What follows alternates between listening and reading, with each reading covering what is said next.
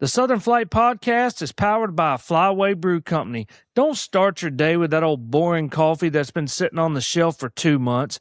Our coffee is roasted and shipped the same day for unbeatable freshness.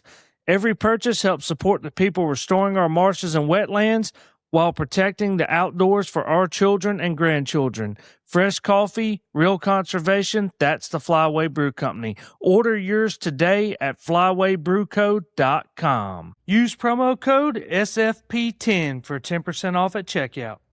We are also brought to you by Top Marine Technicians. If you're serious about putting more fish in your boat, they are the CSRA's go-to professionals for electronics and installs. Whether you're looking for a new live scope, new trolling motor, or complete boat rigging, they are your guys.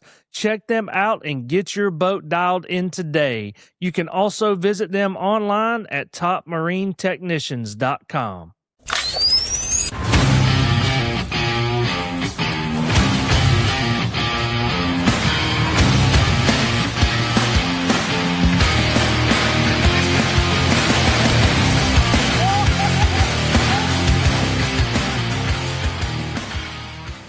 You were listening to the Southern Flight Podcast. A couple weeks ago, well, I guess it may have not even been that long ago, a couple episodes ago, I came on here and I told y'all about a company that I met while I was at DUX. Now, again, I'm not affiliated with this company, so this isn't like a paid sponsorship or anything like that. This was more so I was walking around and they caught my eye. And when I say they, I mean their product. When I was walking around, caught my eye. And I kept finding myself kind of going back around there and looking again. And one of the first things I was looking at was a pair of waders that they had there. And now, granted, I've got 2 pair of waders already, and one was brand new last year, so I did not need a new pair of waders. But I just kept like, man, those are pretty. They're just intrigued me, I guess, for lack of better word there. So I kept going back, and then finally, one of the guys wasn't busy and walked over and started talking to me about him. And then I noticed how friendly the guy was that I was talking to. And unfortunately, I don't remember his name particularly, but I wound up talking to all of them, including on day 2, the owner of the company and or the founder, owner, all the above of the company. And he wound up spending about 45 minutes with me, roughly, just talking about their product, how he got started, why he started the company. One of the cool things I loved about it is they're a Georgia-based company. Obviously, y'all that listen to this podcast know I'm sitting in Georgia right now talking to you. So I asked him would he come on here to talk about some of their products, and he agreed. It is on a Sunday when this podcast comes out. It will not be Sunday, but it may be, but it's not this Sunday at least. But anyway, we're recording this as of a Sunday, and I want y'all to know this gentleman right here is sitting in his office on a Sunday, and he just had somebody come in with work-related questions. They're doing some repairs and stuff, and I don't know exactly what all they're doing, but I do know that they're working on a Sunday. I gathered that much out of it. So that's another bonus to this company. But that fellow that I'm talking about is Mr. Jason Goldberg. How are you doing today, sir? I'm good. Thank you very much, Robbie. Yes, sir. Thank you for coming on, and thanks for taking all the time to sit down and talk to me about it the other day. So, guys, they have, your full line. I mean, they have your deck-style boots. They have hunting boots. They have very nice waders, which we're definitely going to talk about. I think they have 2 different sets. I'll let him go over that. They had one of the things that intrigued me. I've got a premium rain jacket. Now, I'll say the name. If he tells me to take it out, I'll take it out if I need to. But I've got a Sitka Delta wading jacket that I've had for a little while, and I've got one of the pockets ripped out on it. And it's actually the best product they ever made, in my opinion. The Delta. Okay, so I've got the Delta wading jacket, in my opinion, was the best item that Sitka ever made on the hunting side, at least for waterfowl, because that's what I do. It was a great product. And I think they've actually dropped it out of the line. I could be wrong on that, but that was a go-to for myself and our team when we wore Sitka years back. Okay. So I had a pocket ripped out, and I told him I was looking at I said, hey, do you have a jacket that's similar to this? And he took me over there and showed me, man, and this thing was nice. It felt beefy, like very well made. If I'm remembering correctly, it had dive zippers on it. I mean, just a premium product from the word go, just looking at it. And I got to talk to him. I said, "Yeah, mine ripped." And he said, "Let me guess, it ripped in the pocket from putting shells in it." And I said, "Yeah, you can tell that either he or somebody had the same issue. So they actually had their pocket bigger on theirs to accommodate for the shell." So it's the little things like that that I noticed that, okay, well, these guys are actually hunters above and beyond just selling product and building product to sell. They hunt, which means a lot because they know what works and they know what needs to be improved upon. So anyway, enough of me rambling on. Let's let Jason talk about their company. So, Mr. Goldberg, if you'll just start wherever you want to start, as far as like, I think a good place would be, why did you start this company? And also tell the folks your background of how this kind of got going. Okay, so it's a multifaceted question there, or Yes. subject. But for starters, excuse me, I grew up in Dalton, Georgia, in the textile industry. My family's been in the carpet industry since the early '70s, and I've obviously been involved in the carpet industry and various other textile products. And about let's see, about 13, 14 years ago, I got involved in lightweight industrial fabrics. And industrial fabrics are the fabrics that drive numerous industries that go into items that consumers use every day. There's 13, 14 of them in most automobiles. For instance, the seats on the automobiles have numerous ones on the inside, maybe on the inside of the back pocket. They're typically the fabrics that are on the B surface. So A surface is what you see, B's behind that, C, D, E, F in the layers, and all the way to like the back side of a mattress, or the bottom of a box spring, or the bottom of a piece of furniture. Those are types of industrial fabrics. Also, your products that are for uh, all your wipes products, that's a consumer industrial fabric. But almost all your wipes products are made with lightweight non-woven fabrics. Your filtration fabrics are typically the same thing, and it just goes on and on and on. Um, and what I liked about that was you could develop a nice little niche product, and be able to sell it into a huge market and be very successful with just having a little tiny piece of the business. And because the fabrics are worldwide, and it's actually one of the largest industries in the world, it gave me a lot of opportunities to do product development, which is what I enjoy. And by helping companies develop either an integral component of something that they use. And I'll give you an example. I just happen to have a piece right here, even. This is a spacer fabric right here. And that is a Ford um, King Ranch leather. Okay, you see those two Okay. bonded together, and that spacer fabric is what allows the air to come through. So this will be perforated on the leather side, and that's what allows the air and the heat to come through, as a spacer fabric. So working with companies like the seat manufacturer for Ford, in this particular instance, it's enjoyable to work on helping them develop something that solves a problem for them, or gets them a better cost, or gets them a better production lead time. Anything that might help them improve their product or make things easier is an opportunity for me. So that particular item there, that's in its final stage of approval right now. I believe that'll be starting after the first year. Will be in most of the F-150s that have heated and cooled seats. Kind of just giving an example of something. So for me, that's fun because I get to go out and see our products in action in somebody's automobile. And if you look at that, you don't see our product because this is the face you see, but we're right on the back of it. Right. And that is the type item that we do. We very rarely have a surface item, an A surface. So we might be the back of a headliner. We might be the underneath the surface of the seats. We might be in if you grab like an F-150, or I think my Expedition's got it in it. pull the back on the driver's seat. If you're behind it in the passenger seat behind you, pull it back, you look, there's a fabric in there. That's a type fabric that we do. But those things you don't readily see. You don't know they're there, but we supply them. So, and it could be any given time we could have 10 different products in the automotive business. We might be down to one. It's cyclical. You just never know how it's going to be.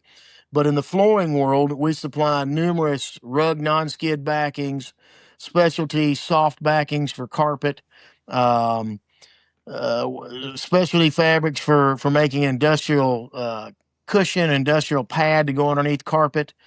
We do inner mattress fabrics for companies like Serta and Simmons. Currently, we're not, but we have done those numerous times in the past. Like I said, it can be cyclical because you might be supplying today, they get bought out by somebody else that has a different supplier. You end up washed up in the wash, but a lot of times you end up back in there because they need your help. Right. But a lot of filtration products that we supply the fabric for. And we do feminine wipes for a company that makes Vagisil. We make their feminine wipe. We don't make the finished product. We make the fabric that goes into it. And to give an example, I think that's like 40 million of those a year that we do. And if you think about that and the technology that you have to be able to do and the quality level that you have to be able to bring to be able to do that day in, day out and stay a supplier is very rigid. It's very structured. And we do it with a very small staff and with great partners. And that's kind of about that. And that company's our fabric company, which is Solution Design Products. From there, what got me into this business of Dirty's Outerwear was a lot of my hunts. I would take myself and friends of mine and blend them with customers and with maybe partners, and we come together. Maybe we have a group of 8 to 12 guys hunting on a 3, 4, 5 day hunting trip. Maybe Canada, maybe Tennessee, Arkansas, Kansas, Missouri. You never know where we would go. It'd be anywhere within reason. And we just customers became friends because of that. Friends became friends with customers. Partners became friends with customers. They became friends with friends. It just formed a great group of great individuals that enjoyed the outdoors and a good opportunity to get out of the office, but still be able to do business. So we were doing that for quite a few years. And for the most part, a lot of us wore Sitka gear, and they made a lot of good products, provided a lot of good inspiration. I think they kind of got away from being a company that make just really good products. So the company became more corporately owned. I don't mind saying that. I'm not saying they make bad products. I just think that when you become more corporately motivated, your focus can go away over time. And with that, what happened was we were wearing some of their products, and I really liked that Delta wading jacket we spoke of before. And I thought, man, I want to try their waders out, but I wanted to do it in person. So I went to a store that had them in stock. I tried them on, and I thought, they're pretty nice and all, but I was really hung up on $999. And it wasn't the money. I can put 20 people in a set of Sitka waders and never even notice a difference. Not saying that arrogantly. I'm just saying it's not money driven. Okay. It was about value driven. And when I looked at that, I didn't buy them, and I couldn't quit thinking about it. And because we have our own production in Asia, I'm very well versed in what it takes to bring products from Asian manufacturing to the United States to sell, or Canada or Europe. I understand how to do it and what it takes and the cost of doing that.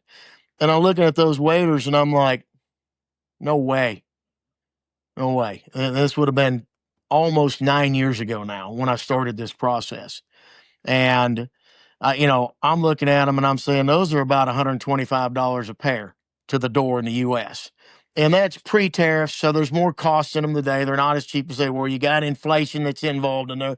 But if you back it up all the way back, 8, 9 years ago, I just couldn't get over that. So after our hunt the next day, we're hanging around the breakfast table, and I just blurt out to the crew, "Hey, do you think if I could make a set of waders as good or better than Sitka's at 25 to 30% less, do you think people would buy them?" And everybody's, "Yeah, yeah, yeah, yeah, yeah."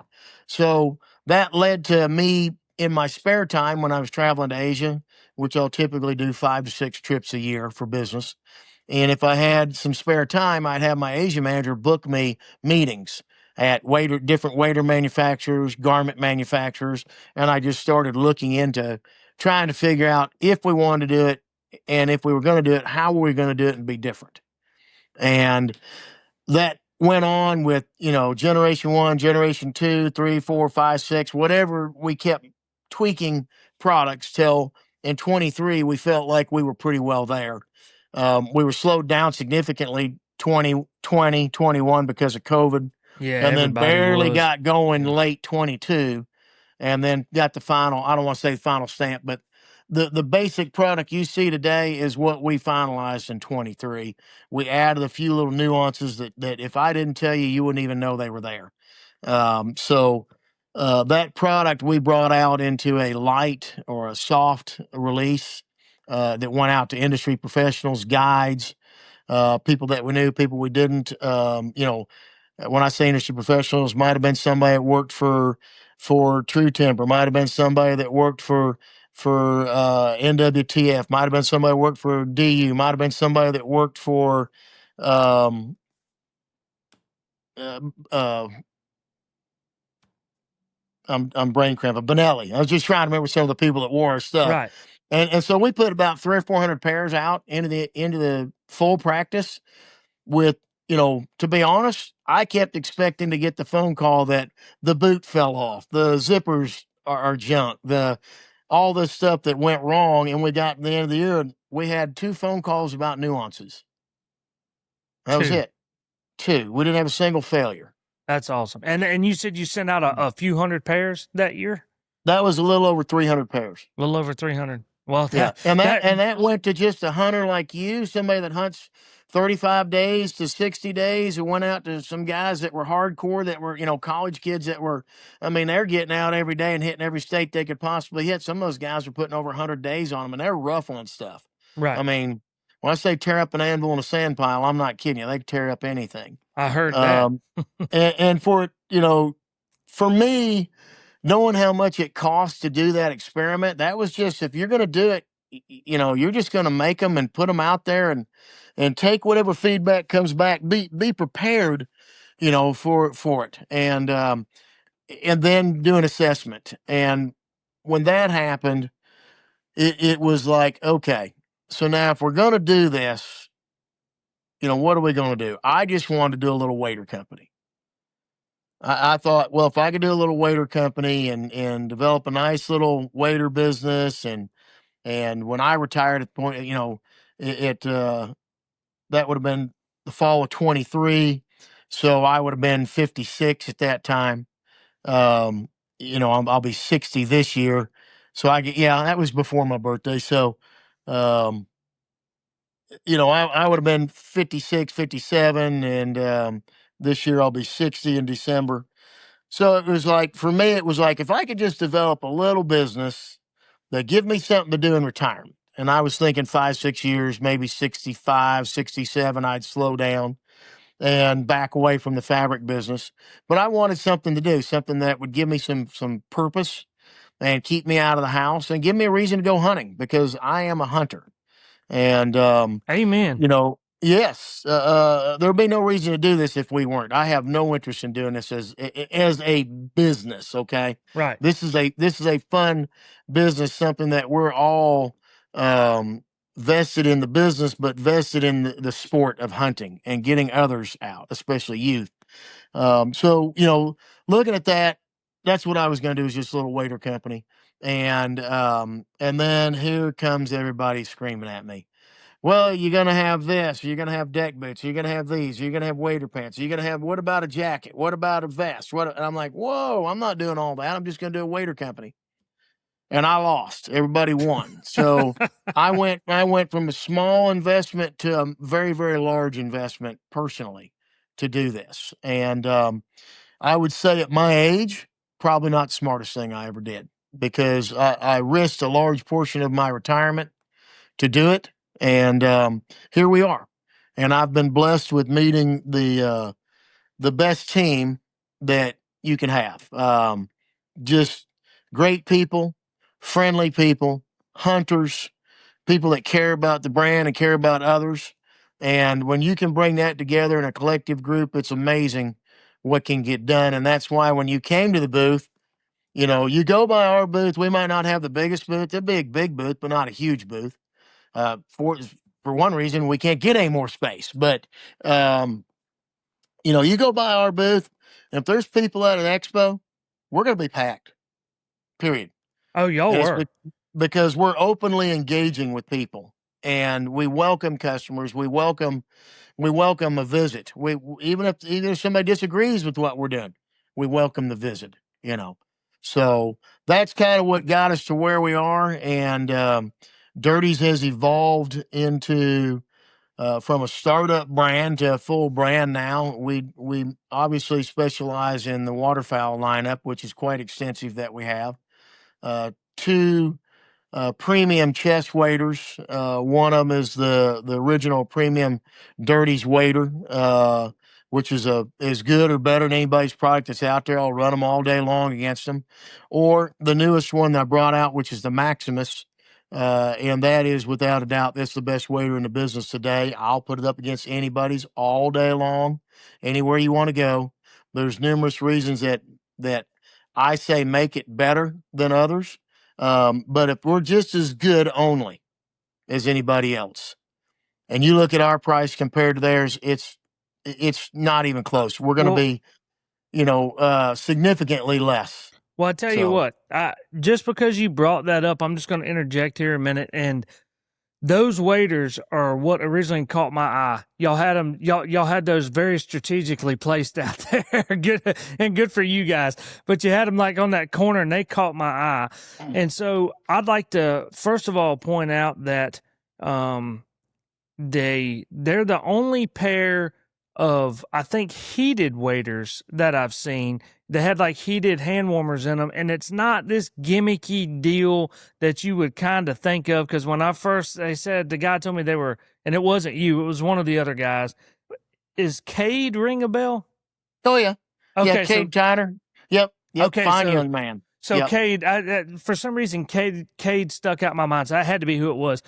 He was telling me about the hand warmer deal there, and I'm thinking to myself, I don't know about this. Hand warmers in a wader, but when you stick your hands in there and the way he showed me how the battery comes out, where you can recharge it or take it out if you don't want it in there or whatever the case may be, I'm like, man, that's pretty nice. And when you put that thing in there and you click that button, I'm talking like within seconds, your hands are warm. I was like, geez. Now, of course, guys, it wasn't 20 degrees out in a duck hole. Now, I'll say that this was in an air conditioned building, but still, I mean, from the time he stuck that battery in there, hit that on button, that may have been, it wasn't 10 seconds. I can promise you that.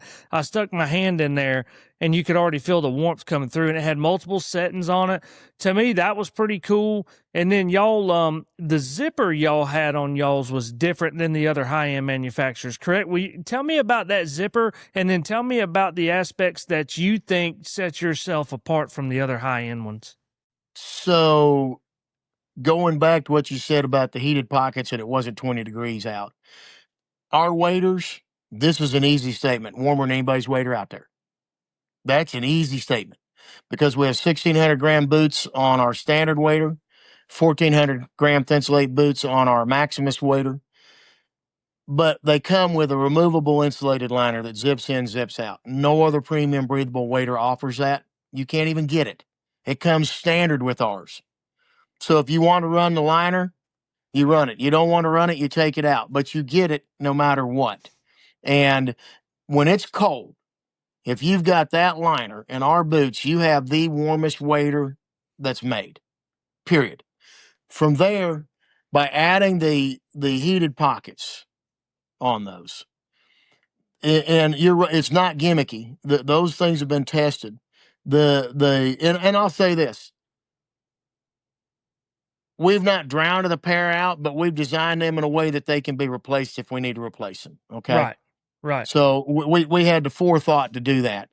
But those will run on 3 positions: high, medium, and low. We ran them at the show on medium for 15 hours, and they didn't run the battery down in 15 Yeah. hours. Yeah, that's wild. And Hell, there ain't and I 15 can hours worth of daylight during duck season. well and really the beauty of it is, like I said, the removable battery. So it's just a USB, just a regular USB plug. So you can bring any power pack and plug it right in there. So, if you want to bring 2 power packs, going to come with one. But if you want to bring another one, bring a backup, and that will certainly make a difference in extreme cold weather. You're not having to deal with hot hands. Hey, that's a great product. I've used those things over and over again. Thank God somebody invented them. Man, you ain't lying. I use them every year. I can think when I go hunt Utah every year, and some years out there it's just like bone chilling cold, man. And that's the first thing I thought about when I saw those Maximus Waders. I was like, I could see myself laying in that tub out there in Utah with those hot hands clenched inside my damn hands, just trying to get feeling back in your fingers. And I was sitting there thinking, boy, that would sure be nice if I could put my hands in there, during when I was out there in Utah. That was my first thought about those. But anyway, go ahead. Yeah, so we heat the backside. So when you put your hand in the pocket, okay, the heating element's on the backside of your hand behind a very lightweight fleece, okay, and we do it that way because that creates a shield. Now, this is where you come into really hunting and understanding how things work. Up against your chest, where your waders are, you can push your hands to your chest and gain warmth. Right. Okay. But you can't do that on the backside. So create the shield there to break that cold from radiating in. Okay. And being right against the back of your hand, you're going to get the warmth from it. The nice thing about our zippers on our waders is even our pocket zippers are waterproof dive suit zippers. So as long as you zip those all the way up, if you become submerged, you fall in or go in deeper water up to your chest, if you have those zipped up, your pocket will be dry when you pull that zipper back down. Yeah, and And so guys, you're those zippers, that's one of the first things I noticed about these things. I mean, they're heavy freaking duty. I mean, they look like they're triple the, size of like any other, just name any other brand of high end wader. And these zippers it's the first thing I noticed about them when I walked up to them.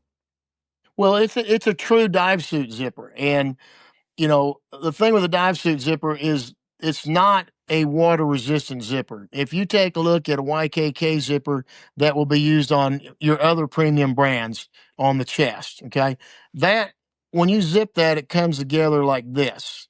And that little edge is ever so slightly open where the zipper comes together. But at the top of that zipper, right at the very top, there's a crack and water will come in that spot there. Now, I'm not saying it runs in, but if you submerge or you get in a long day of rain, you're going to have moisture in your pocket. And certainly, the higher it's zipped up, the better off you are. Same thing with the waterproof dive suit zippers. If you don't zip it all the way up, hey guys, I'm sorry, you're going to have a wet pocket. But you get it all the way up and you seat it, you can submerge and come out of the other dry pocket. So when it zips with our waterproof dive suit zipper, it zips and there's a slight overlap of the rubber. So that seals it instead of just the 2 pieces of rubber coming together. It actually overlaps slightly. Gotcha. So that's totally different on the pocket zippers. There and our waders have 6 zippers on the pockets or 6 pockets on our chest, the chest. So there's 2 for your hand warmers here. There's 2 storage pockets, 1 on each side, and then a flip top easy access phone pockets like that. They're a mirror image. There's no difference in those. So if you're left-handed, right-handed, you have all the pockets that you need, no matter which side you want to use. And so that's certainly something different. But then that goes into the zippers there that you asked about. I'm trying to think. Some of the most unique differences in our waders is that from our belly seam down, you have 2 full layers of fabric. There's an outer waterproof breathable fabric and an inner waterproof breathable fabric. And you don't really see that if somebody doesn't show that to you, but you can tear this outer one. We've been making repairs, not warranties. Okay. We don't charge to make repairs. We do them for free. All right. But we're doing repairs. When somebody burns a hole in it, like I just got through fixing, that's not a true warranty. We're going to fix it. Right. We're going to fix it for free, and we're going to be happy to, because that's part of the service we give people. But when you burn a hole in it, it's not a warranty. The neat thing is the waders didn't leak. They didn't leak because it's the outer layer. Never got to the part that's doing the business of keeping you dry. And if So I'm it's really like a superficial cut. Any other wader, you'd have been wet. Period.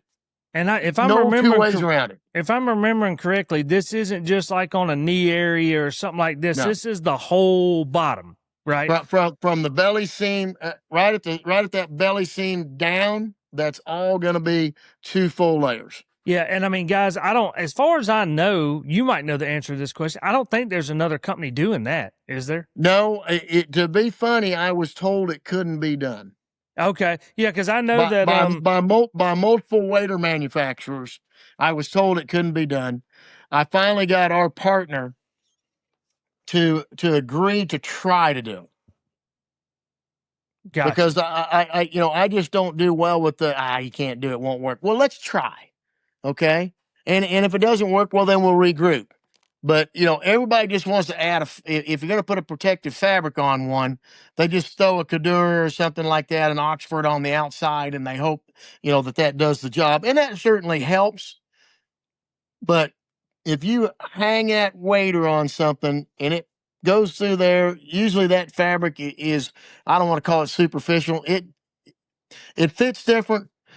It's not as durable. It doesn't act as good a buffer as the way we've done it. Certainly in the premium breathable waders, nobody's done it like we have. That is totally different. So Yeah. that's an element that's completely different from anybody, and it's that way. It doesn't matter whether it's our chest waders, our Maximus, our Dirty's premium wader, our deck boots. I'm sorry, not our deck boots, our hip boots, or our waist waders all have that 2-layer leg on How them. about that?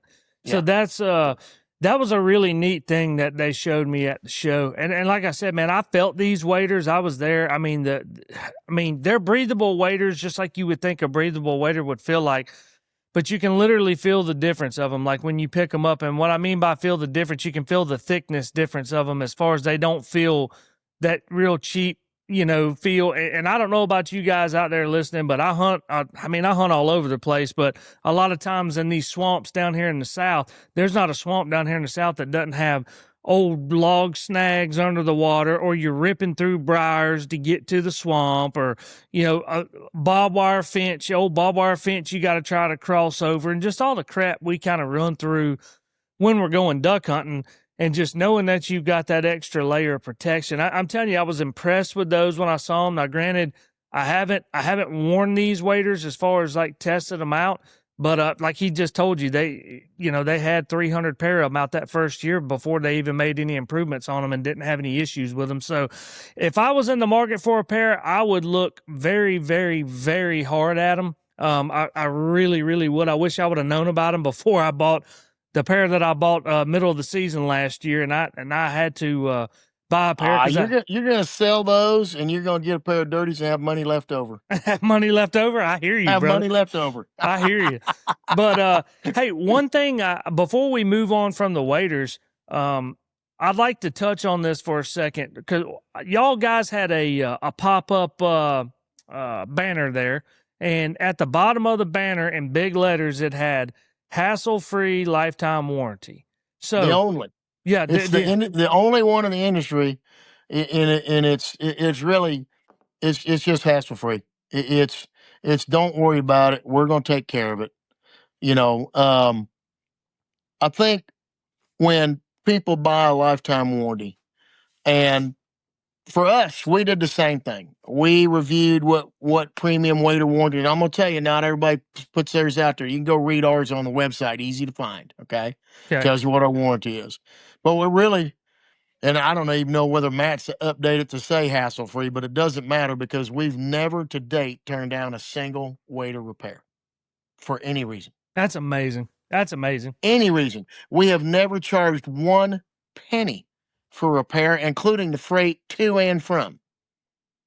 That's amazing. That's Nobody does that. no, you're correct on that. And ask me how I know. You are correct on that. Yeah, they So go ahead. So on that warranty, we call it the hassle-free because for us, on the selfish side,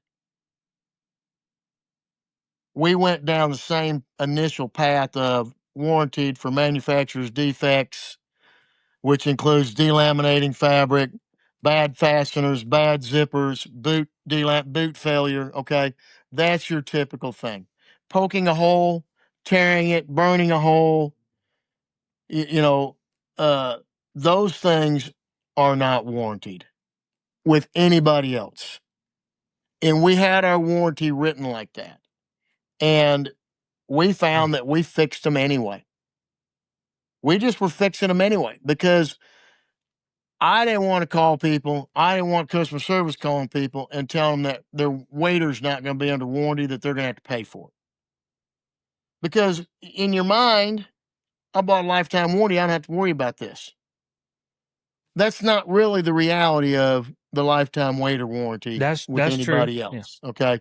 It's for manufacturer's defects only, and they'll decide whether it's a manufacturer's defect or not. With us, we just fix the waiters. Period.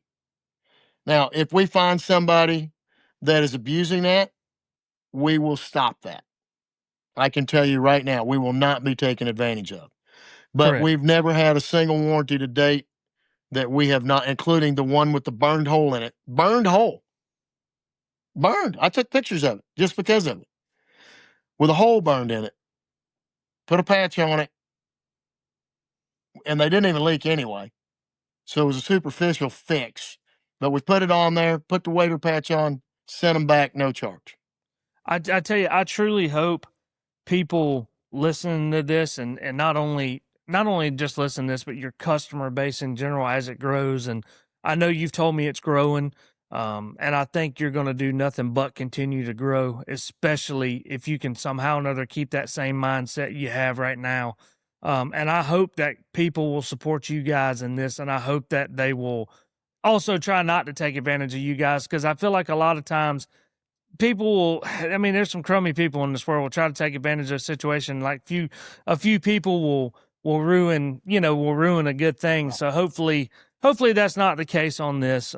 But anyway, I mean, you could also, well, when we stayed in the warranty that we'll repair, replace at our discretion, which means correct. that we leave that in there because if somebody's really truly just trying to take advantage of us and it's repetitive, we're not dumb. Okay. Right. And We'll catch it. And you're also there to make money too. I mean, you can't just give product away after giving product away. But I mean, I understand what you're saying. Like if a guy sends it in, like the guy that burned it, I have no idea what a patch cost and your guys and their time cost to fix it. But in the grand scheme of things, I'm sure it's probably not a whole lot to ship, and I'm sure it probably costs way more than the actual fix itself. But so you can figure this. Here's how we figure it. You're $20 in and out each way. Okay, for sake of argument, you got package it, unpackage it. That's $40 just to get it in and out, right?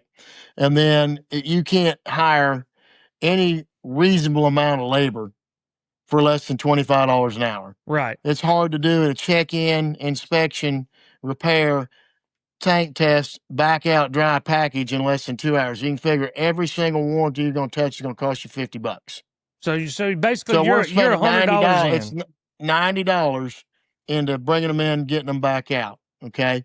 And for us, we're happy to do it because we know that we want to err towards the customer. We don't look at it and go, what's best for the company? We go, if it was us, how would we want to be treated? So if it's a judgment thing, we're going to err towards the customer every time. As long as I'm running the business, that's the way it'll be. I didn't build the fabric business by being different. That's the way we run the fabric business, the same way we run this. And, it's important to me that even if a customer ended up returning something, didn't like, whatever it is, that they leave the transaction with us, it didn't cost them any money. So if you buy something from us and we send it out and it didn't fit, we pick it up at our expense. We send you the replacement at our expense. And the idea is the only time it costs you any money to do business with us is when you actually purchase the product that you're using. That's it. Not on warranties, not on exchanges. And I just believe that the public embraces that. I can tell you, I do. You know, Yeah, I mean, and how can you say thank you to a customer any better than just taking care of them? fair enough. You know, the That toughest thing is to recruit a customer. So when you recruit them, why don't you want to do the things to keep them? right. Right. Yeah. And guys, you can probably tell now when I was there why I wanted to have them on. I actually went back. I was at DUX for 2 out of the 3 days. I had to fly back home on Sunday, so I didn't get to go Sunday, but I was there Friday and Saturday. The first day, Jason was not there, or he was there, but he was tied up doing other stuff, and I didn't get to talk to him. I purposely went back Saturday just to try. I said, I want to talk to the owner of this company, is who I want to talk to. I mean, all the guys were great, but I wanted to kind of hear. I mean, I had no idea it was going to go this far, but I kind of wanted to hear the story, and especially that they were from Georgia. I was just very intrigued by all their products. I've tried a lot of waterfowl products, and I've got a pile of money sitting in my closet, just like many of y'all listening do, of products out there, and some of which I've worn once and never worn again because of whatever reason, and then some of which I wear on a daily basis when it's that time of the year and it's time to do it. Yeah, it just kind of depends, but yeah, it's hard to find a company nowadays that is like this company. And man, I tell you, I wish y'all nothing but the best. I really do. I want to ask you, if you've got time, I want to ask you about your jacket. So I know you have multiple jackets, but let's talk about that one that it would be kind of comparable to the Delta that you showed me. It was a real premium jacket. You had one. You had one that was a little lighter, and then you had the other one that was like the wader fabric. Man, that thing was thick. It was a breathable type material, like a Gore-Tex style material, but man, it felt really good. Tell me about that jacket. So it's funny you mentioned that. Let me elaborate to people that don't fully understand fabrics and breathable fabric technology. So Gore-Tex is a brand name. That is a brand name, a trademarked name, a licensing name that goes with multi-layer breathable fabrics. And what a multi-layer breathable fabric is an outer layer of fabric, and has to be should be 3 layers minimum. You have your outer fabric that you see and use, then there's a breathable film. And that layer goes in underneath. That's typically going to be a Teflon film, which has pretty much been booted out because of PFAS now. Or you have polyurethane film like we use, a breathable polyurethane film, and then there'll be a warp knit on the inside typically, and that's what goes up against your other garments or your body. And so Gore-Tex is their multi-layer breathable fabric. Does not necessarily make it any better or any worse than any other. It's what you put in your layers that make your products good and how good your lamination process is.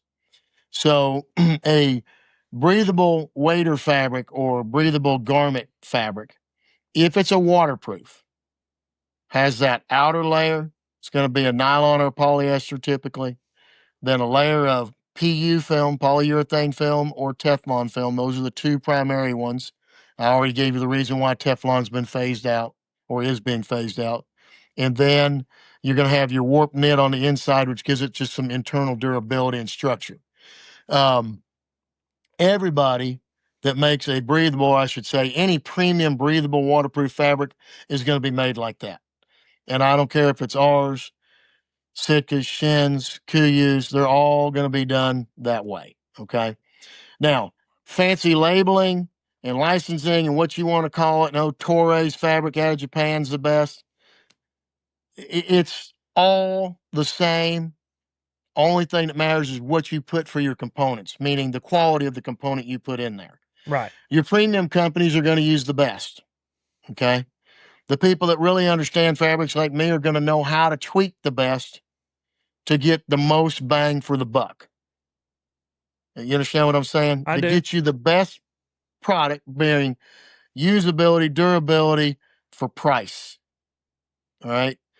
So by understanding how to do that, we're able to bring people a product that will be less expensive, but give every bit of the durability, waterproofness, and breathability as the competitors. And that's just fortunate for me. I grew up in textiles. So I have that background to be able to do that. So dragging things from the fabric business over to the outerwear business is an advantage for me. Being that I do all my production and product development, I do all product development personally. And any new product that comes off, I witness production. So you're dealing with, I think I started for my dad, I was 14 years old. So, I have probably been on 2,000 or more manufacturing facilities and lot production lines for various different fabrics from 14 years old all the way up until still today. And, I'll see a new one at some point. Matter of fact, I think I'll see a new one on the 23rd of this month, one that I haven't been on. It's just an example where I'm always learning and seeing and grasping the technology that allows us to have things that maybe others don't, or that their product development team doesn't go and do it in person. They don't know. They see what somebody else shows them. I see something that may be not even related to what we're doing, and I can drag it over to what we do. So it's crossing industry lines, and that makes us a little bit different. But going back to the breathable fabrics, so these breathable fabrics are done in ranges of multi-layers. So how many layers? 3-layer, 4-layer, 5 layers. So your typical wader fabric, and I'll kind of take you through how it goes. And this is not exact, but I'm going to give you a general idea. Your frog togs and your gator waders are, a lot of those are going to be a 3. What your cheaper wader products that Bass Pro or somebody might bring out, more cost effective. I'm not going to sit here and say anybody's product's junk. I just don't do that. But where you're trying to get a product for a $200, $150 pair of waders, you have to think about what can actually go into that, right? Right. And what's the expectation for life. So those are going to be a 3-layer breathable fabric. Then you start stepping up into your more premium products, and they're going to be a 4-layer breathable fabric. Okay. And you're going to see that in Shan and in your Sitka products, a 5-layer breathable fabric. You're going to come up into our level. And I think there might be one other manufacturer that uses a 5-layer breathable fabric on their waders. To be honest with you, I haven't looked at the most recent new stuff that others have brought out. But I'll see it at some point. But typically, your 4 and your 5-layer levels of that premium fabric, if you get to those and you're using a premium laminator to make your fabric, you're going to have a pretty good product. Okay. So then it comes down to your seam tapes and the quality of the factory that actually makes your garment or makes your waders. And there's a big difference. And as I said, it makes me different. I travel in person to Asia. I can tell you pretty much where everybody's product's made. I can tell you where their jackets are made, their shirts are made, their waders are made, their boots are made, because I do it in person. And when I go to those factories, I see them. And I look at their quality control and what's going on, and I compare it to ours. And if I think our level needs to come up, it comes up. Most of the time, we're setting the standard on QC. That's awesome. And just for an example, I'll be going to our wader factory with our wader partners, and I'll be there. I think I'm there on the 26th of August, and I will pay a quality bonus to all employees of the factory. And what that bonus is for is initial out of the box quality. So failures out of the box, leaks out of the box, bad fasteners, bad zippers right out of the box. Um, uh, seam failures, bad stitching, all those things that could possibly come into initial quality. We had one out of the box, right out of the box problem last year, and 24 and 25 had one each year. One. One. So you're actually going and incentivizing these people to pay attention, slow down because We reward the quality. I Okay. like it. I like it. So we demand high quality, but when you deliver it, we reward it. And we want, if somebody's running a set of our waiters, we want them to remember that we're the ones that show up and pay the quality bonus. There you go. And we pay it in cash, in That's person. I personally hand it to them. that's wild. It's a That's fact. I mean I'm telling you right now. I don't have no reason to doubt you. I have no reason to I can doubt show you. videos of it. That's amazing. So for me, it's like, if we're going to demand a higher level, we're going to reward that higher level. Okay. So that's how we decrease the number of out of the box problems that we have, whether it be mislabeling, bad sewing, bad seams, bad stitching. There's just so many things that it can be. Right. That for me, out of the box quality is something we can control. And it's also your first impression to a customer too, because Totally. I'm not going to throw the manufacturer under the bus, but I had a friend of mine buy a competitor's waders, and he had a pair out of the box that leaked. I mean, literally, we took them out of the box that morning. I was with him. He put them on, walked out there. He was soaked in the crotch when he got out, and took them back to the store. They swapped them right out for him. He got a second pair, and a week later, out of the box, they leaked same spot again. And I'm like, wow. Like, I'm just sitting there thinking to myself, man, as a company, that's hard to get somebody to look past. I mean, one pair, okay, stuff happens. Let's see. Now you get two pairs in a row. It's like, all right, man, maybe our manufacturing process here isn't up to snuff. So yeah, I mean, that you get that first impression, man, that first initial impression. And then, if you get a first initial impression and it's good and it's great, a year from now you spring a leak, whether, and I bet most leaks are I'm not going to say most. I bet a lot of leaks are caused by the hunter, or either, they're self-inflicted. The overwhelming majority are self-inflicted. Actual warranties are true warranties are less than 1%. Yeah, I mean, yeah. true warranties. And I'll tell you the truth. I imagine that Sitka and Shen, run up in that quality level. I would like to think they do. They make a good product. I think ours is better, especially for the price. But I'm not going to sit here and tell you that they don't make good products. They make good products. Right. Fair enough. But if you want to save 25, 30%, you need to come to us. And if you want to have a warranty that we just fix the waders, you want to come to us. Right. Because you're not going to get that there. Right. And that's the difference. But the out of the box deal, we had one wader last year that out of the box leaked. One. And I hate to even say it was a custom pair.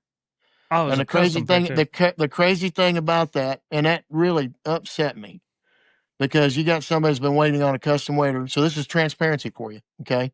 You see what I'm about. I'm not going to lie about things, to tell the truth. Right. You look at that pair of waders, and it was a fabric failure, not a seam failure or anything. And they leaked immensely. And it should have shown up instantly. And it's a good time to tell you how we're able to track it. Our serial number is the technician's initials, the date they checked it, dash, and the number in wader sequence they checked for the day. So you can go right back to where... If it was me today, it was, what's the day? What is today? The 8th? Today is the 9th. The 9th, okay. So if it was me, it'd be JAG 08 09 2026-1 for the first pair that I checked, JAS 50, okay? And that's part of that quality control and that quality reward, right? Because if a tech is checking it and it leaks, he didn't check it properly. And it gets here, it wasn't done right. So number one, we want to identify that so we can address it. One item, we want to address one item, okay? But if it's systemic, we've got to eliminate the problem immediately, okay? Right. So they leaked. I'm going to tell you the God's honest truth. I flew in and fixed them myself for the person because they had to have them. There was not Really? enough time to wait for a new pair to be made. I flew in and I fixed them myself, and I want to tell you what, it was a tough repair. It took me Wow. 3 tries, 3 layers of patching and seaming to get the spot of fabric that was actually bad. It was bad fabric from the manufacturer. That happens, okay? You make stuff. That's why Ford has a warranty. That's why Chevy has a warranty. You know, you make stuff, you're going to have to fix stuff from time to time, all right? But my thoughts were, we want to fix it when it's a failure in the field. We don't want to fix it when it's a failure out of the box, right? So I flew in, and it took me 3 tries. I got it fixed, sent them back to the guy. Now, when you say you flew in, you flew into where? I was out. I flew back into Dalton and fixed them. Oh, you flew I was back out to in the the field factory to hunting. fix them, or back to y'all's facility to fix them. I flew back to our warranty repair facility in Dalton, and I personally fixed them. That's how important it was for this guy to get his wader. You buy a custom pair of waders from us, I want you in our custom waders. Period. I don't want you upset because you got a wader that leaks. So I flew in, I fixed them. Took me 3 days because I had to do a repair. Check it. Gosh, you got to be kidding me. Do a repair. Check it. No way. Do a third repair. Perfect. Get them dried. Get them boxed. Send them out. He wears them. We make him another pair. Made him another pair. Flew in Made to him fix another them. pair. That is Okay. wild. That is wild. Sent him the other pair. He returned the ones that we warranted. All right. Yes, sir. That's to me, that's how important it is to me. So we didn't just say, well, we fixed them. We sent him a new pair after we After fixed you the fix, yeah, like, hey, these shouldn't have leaked from the begin with, so let's start this process over and just get you the right pair. right there. You didn't start with a brand new repaired wader. You started with a brand new wader. Okay. Right. So we made sure that number 1, he was able to hunt, and he was. And number 2, we put him back in what he started with, a Right. brand new custom wader. That's okay? amazing. We Hey, threw those. We just throw those in our loaner program because we got, people damage a wader mid-season. They don't want to wait to get a repair, so we send loaners. And that's something I didn't mention. But if you damage your waders middle of the season, you need a set. We send you a pair to use, no charge. No charge. Wow, that is Okay. crazy. Hey, before I let you go, I want to go back to that jacket for a minute because we kind of we went, which is great. There's a lot of information to cover, but if you have a minute, one thing that I really liked about that jacket was you designed those pockets to where, because like most of these premium jackets, you're taking, and for those of y'all that aren't watching the video, you have to almost turn your hands down, get them in an awkward position to get them in these pockets right here for like hand warmer or something like that. You knew that was a problem because you told me that, and y'all redesigned that jacket. So let's go over some of the features of that nice jacket. And guys, when I say jacket, this would be similar to like the Delta Wading jacket. Durable waterproof shell. Okay. We make a real lightweight one for turkey hunting, a flyweight, a packable. This is not that product. Okay. Right. That product's the Slammer. This product is called the Mallard jacket. We do the Mallard jacket and the Spec jacket. Okay. Right. The Mallard jacket is a wading/field jacket. It's a little heavier. It's actually made from our waterproof, breathable wader fabric. It's extremely durable. It got all the bells and whistles. It has Cordura patches down the sleeves, Cordura brand nylon down the sleeves and all your wear spots. It has waterproof dive zippers on the chest pockets. So when you zip those up, if you fall in, your stuff, your valuables will be dry as long as you have them zipped up on your chest pockets. Behind that are your regular hand pockets like everybody has for your wading jacket up high. That's all fine and dandy if you're standing, but if you're in a pit, being chicken winged sitting in a pit is not comfortable. No, it's not. And if you're in a layout blind, this is not comfortable. Down on your thighs is comfortable. Down on your belly is comfortable. So we added lower pockets behind the bellow shell pocket We made an extra large bellow pocket. You can drop a whole box of shell in, but back behind that, you can put your hand in an actual hand pocket. Nobody's done that. Right. They Yeah. leave that pocket off. I Okay? love that. That was the feature I really loved. That and the fact that you can put a whole box of shells in there, because that's why my jacket's currently ripped right now. I've got a pocket. My right pocket is completely ripped on my jacket right as we speak. Anyway. So with that pocket on the Mallard, it has a waterproof dive suit zipper you can zip up. And if you wade into deeper water, it keeps that pocket dry. Excuse me. In addition to that, as I said, that's made with an actual breathable wader fabric. Okay. That is the best wading jacket made, period. It looked really nice. It sells, I believe, in a camo, it's, I want to tell you, $479, $489.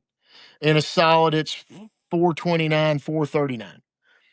What I found was, although we gave the diehard hunter the killer jacket, it's priced high enough that a weekender really has to question about spending $500 on that jacket. Right.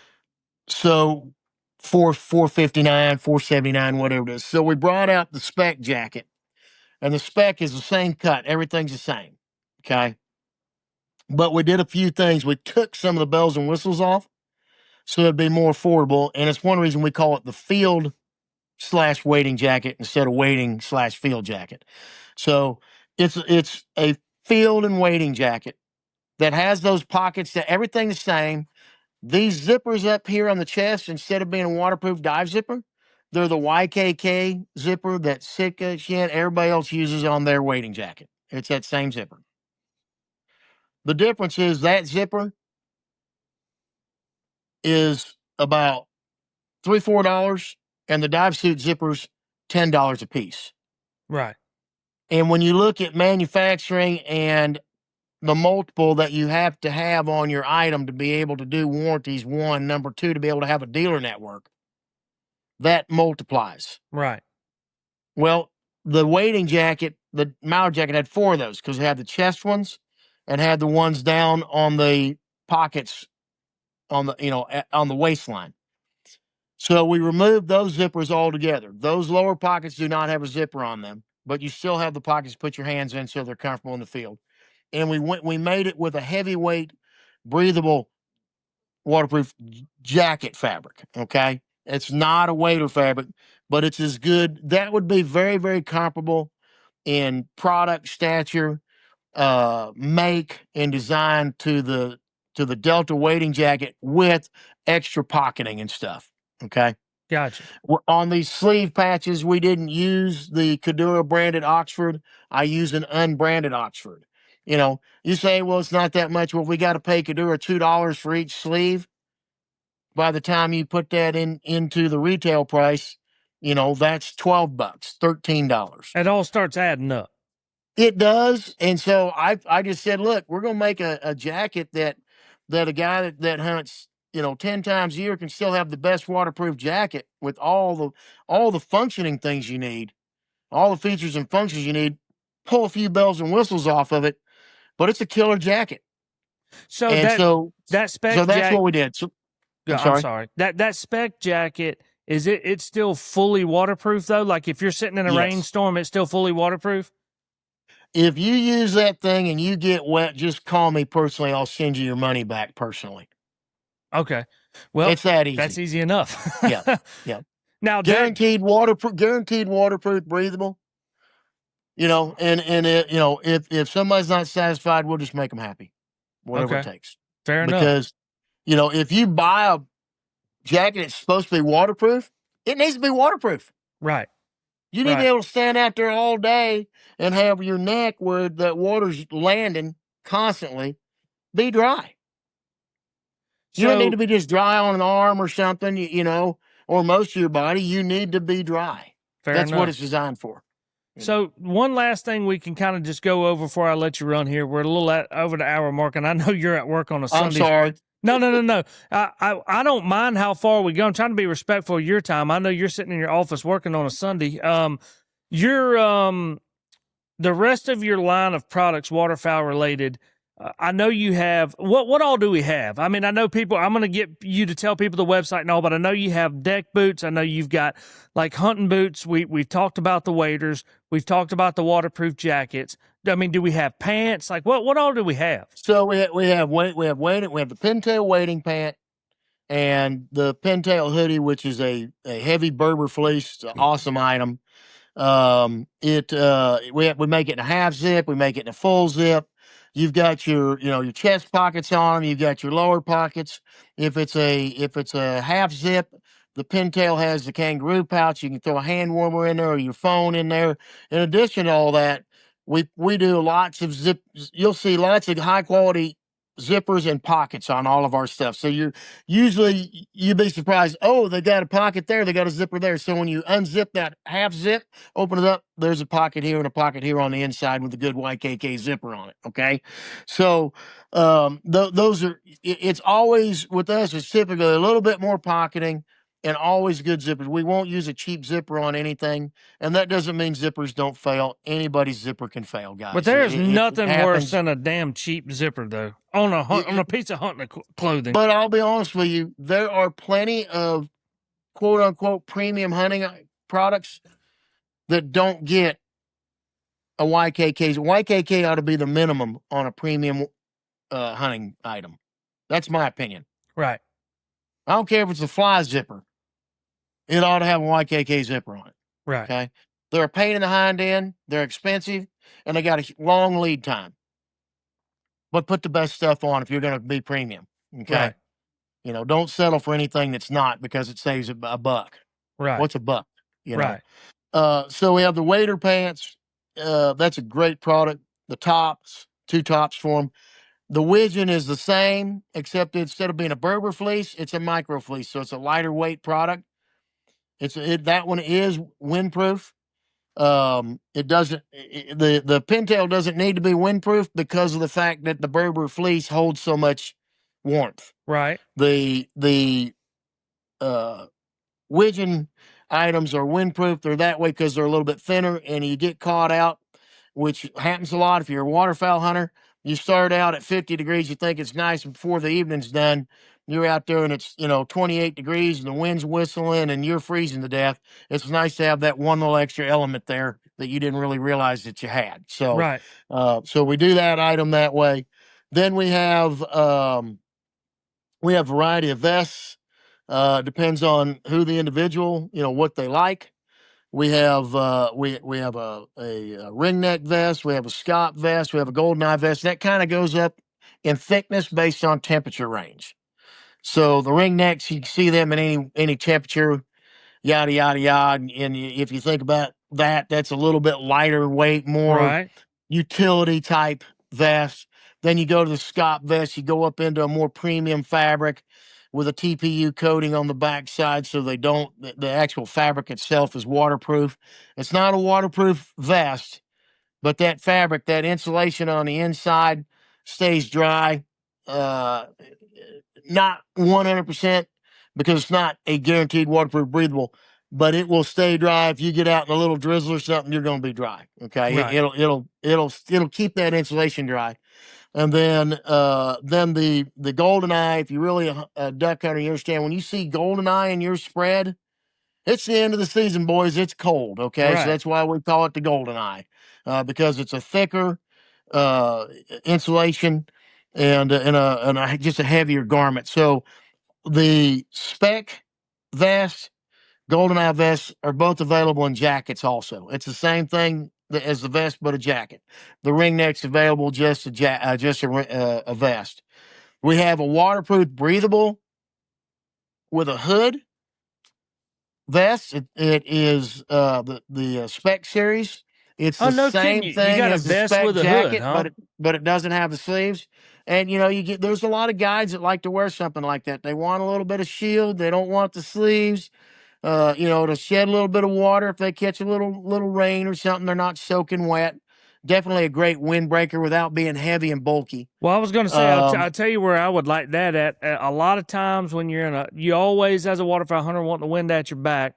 And so when you're laying in a layout blind, if you don't have something blocking that wind, that cold wind on your, that neck right there, Yep. it's all blowing down in your clothes. And sometimes you might not want that full jacket. That vest with the hood on it, I would think would be absolutely ideal for that layout blind hunting on those days that are kind of like, it's not quite freezing, but it's not also not, warm and pleasant. That in between, I can think of a lot of times where I could have used that. A little boat ride, Right. just to keep your core, from being pelted with the breeze from your boat ride. Just hold your temperature in there. Keep it from just blowing through your core. Right. Then we have waterproof, breathable bibs and pants. The bibs kind of like those jackets. It's the same thing. The mallard and the spec. They have huge pockets on the front. You can put a whole box of shells in there. Lots of pocketing. All kinds of little improvements over what people have seen in the past. We try to price those in a range where they're a little bit more affordable than the competition. Just because, that's what we want to be. We want to be a premium brand that is more accessible to wear because it doesn't break the bank to get it. A lot of these things you can get our waders. And if you think about this for a minute, you can get our waders, a waterproof, breathable jacket, the best one, for the price of another guy's waders only. Right. You can get the Just whole think about system, that. basically, the whole Just think about waterproof that. system. Yeah. Yeah. Yeah, for You know. sure. Well, I'd say that'd probably be a good place to end it on this one. Before we get off of here, let everybody know, what is the website for these guys to go look at this? Name any social media that y'all post on, you want them to follow, just any of that kind of stuff. So on our social media, we're heavy on Facebook because we're a bunch of older guys, but we do have we got younger guys in the team. We're getting younger on that social media, trying to get more with that part of it. We have a large following on Facebook, and you look at it, it we don't have, a million followers and stuff, but it's kind of interesting. During the season, we'll get 1 to 2 million views a month on our social media. That's wild. 1 to 2 million a month, which is crazy. Okay. Because people following what we're doing, we're true hunters, and we're hunting all over. When you see our social media, when you see our photos on our web, on our, anytime we're posting like that, that's real. We're doing it in the field. We're not setting up photo shoots. It's the real thing. Okay. So when we go out and we get blanked, guess what? We got blanked. Right. We go out, we shoot a stack, we shot a stack. I'm just telling you, that's how it is. We get out, we go out and it was 9 below zero and we got snowed on all day. Guess what? It was 9 below zero. We got snowed on all day. That's not, we're not faking a bit of it. It's the real thing. And I think that's one reason why we get so many people looking at what we're doing during the season. It gives some connectivity to being out in the field and actually doing it. And we're doing it every single week. There's Nice. multiple posts every single week. Instead of throwing up a deal of a guy on a boat going and he's going out in his waders and he's going to go into the timber to hunt. That's all fine and dandy. I'm all for that. But that's not the only thing we're going to do for 3 weeks. You can keep seeing more things that we've done. And we typically share a lot of photos so people can click and look and see. There's more engagement for them. We're not just running an advertisement, okay? Right. Social media is not an advertisement for us. Do we use it for that? Sure. But it's for people to be engaged and see what we do as a team. So that's social media. Hold on. We didn't Mm-hmm. say the name, so it's Dirty's Outerwear on there, correct? Dirty's Outerwear. Okay. Yep, Dirty's Outerwear Company. So Facebook, Instagram, we're getting a little better on Instagram. It's going to get better because we're going to get some more of the younger guys involved helping us there. Our website is www.dirtysouterwear.com. And you can get us there. You can call the office. We answer the phone. If we don't answer it, you leave a message, you will get called back. Guaranteed. Beautiful. Beautiful. So, I'm sure that there's somebody somewhere, sometime that on a Facebook message or on a phone message that it fell through the cracks, but our goal is to reply to every single inquiry, period. Right. So, yeah. Well, Mr. Jason, stick around here just for a second before we get off of here. But guys, again, this is not a paid promotion. I just ran into these guys. I liked what they were doing. If you just listen to what I just listened to and you don't want to give them the shot, I I don't know what to tell you, man. There's no other company that I found in the waterfowl apparel world. And further than just apparel, but I mean, the necessities, man. The waiter's always the weakest link of the waterfowl world. It always has been, at least for me. But there's nobody else quite doing what they're doing. You're talking to them, or you're listening to the man himself right here that is the head and started this company talking about this. So, follow them on social media. Go to their website, look at the products, and let's get this company growing even bigger than what it already is. Guys, I appreciate y'all listening this week of the Southern Flight Podcast, and we'll catch y'all next time.